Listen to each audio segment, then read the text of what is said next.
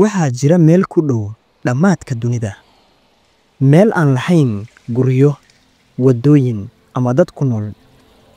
Waa dhul dabaylo qabow ahi ka dhacayaan.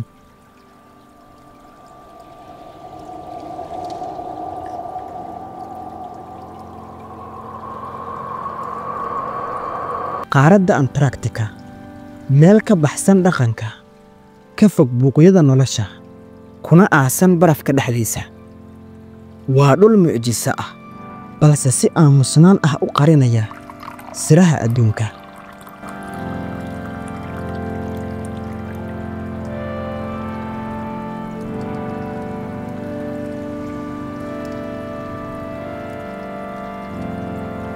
Antarctica waa qaaradda ugu koonfureysa dhulka. Waxay leedahay dhul baraf daboolay, ballaaran oo aan lahayn dhir ama dad joogto u deggan. Qiyaastii 98% dusheeda waxaa ku fidsan baraf, dhererkiisu gaarayo ilaa 4 kiiloomitir. Halkan kama helaysid geedo ama caws cagaaran, laakiin waxaad helaysaa qurux dabiici ah oo aan caadi ahayn. Buuraha barafka ah, biyaha dabaylaha wata, iyo cirka midabkiisu yahay buluga. Waa qabow qalalan.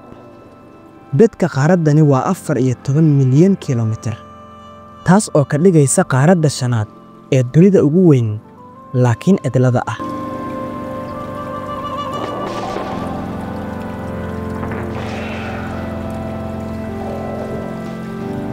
Cimilada Antarctica waa mid aad u daran.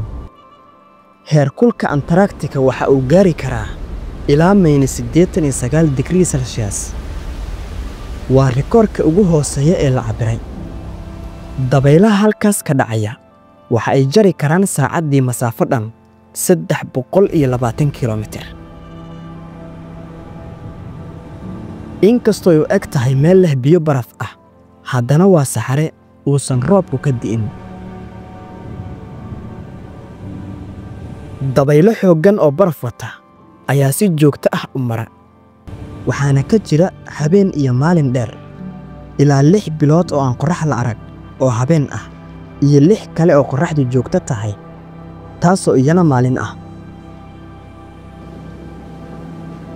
Laakiin xitaa noloshu way jirtaa halkan. Biyaha hoose ee barafka iyo badda koonfureed ee Southern Ocean ayaa ah guriga xayawaanno cajiib ah. Penguinska, shimbir-badeedyada, nibiriga, iyo malaayiin nooc kalluun iyo plankton ah. Waxa la yaab kale waa siday nolosha ugu dabran tahay deegaankan daran. Inkastoo cimiladu tahay mid aad u qabow, haddana xayawaanno u gaar ah ayaa la qabsaday. Kuwan ayaa ah boqorrada dhulkan barafka ah.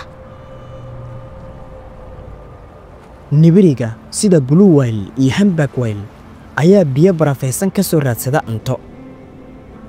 Kalluunka Antarctic toothfish iyo noocyo badan oo microorganisms ah ayaa halkan ku nool. Biyaha qabow ee Southern Ocean ayaa ah meel nolol kala duwan qani ku ah, waana xudunta nidaamka deegaanka Antarctica. Qarnigii 20aad, kooxo saamiyaal ah ayaa bilaabay inay gaaraan gudaha Antarctica. Magacyo sida Roald Amundsen iyo Robert Falcon Scott ayaa xasuus ahaan u galay taariikhda. Mid walba waxa uu lahaa hal hadaf: inuu noqdo qofkii ugu horreeyay ee gaaray South Pole ama cirifka koonfureed ee dunida. Saamiyaashu waxay wajaheen dhibaatooyin waaweyn: gaajo, qabow, iyo kelinimo.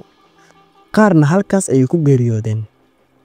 Laakiin dadaalkooda ayaa horseeday in maanta aan wax badan ka ogaano qaaraddan qarsoon.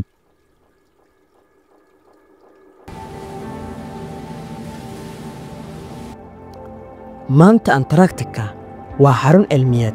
In ka badan 70 xarumo cilmi baaris ah ayaa ka shaqeeya. Saynisyahano ka kala yimid dalal badan ayaa ku sugan halkan.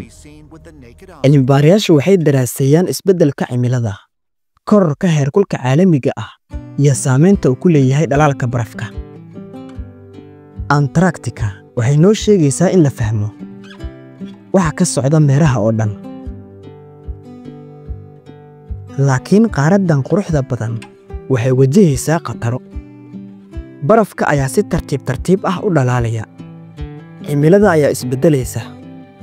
Haddii barafka Antarctica si buuxda u dhalaalo, heerarka badda adduunka waxa ay kor u kici doonaan ilaa 60 mitir. taas oo musiibo ku ah magaalooyin badan oo xeebaha ku yaala sida New York, Amsterdam iyo Muqdisho. Ma ahan qayaali ee waa xaqiiqo cilmi baaris ku salaysan.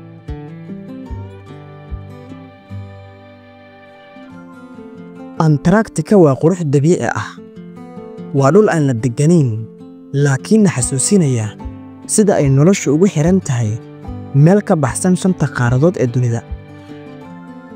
Haddii aan rabno inaan dhaxal uga tagno jiilka dambe, waa inaan dhegaysanaa waxa ay qaaraddan qabowga ahi inoo sheegayso.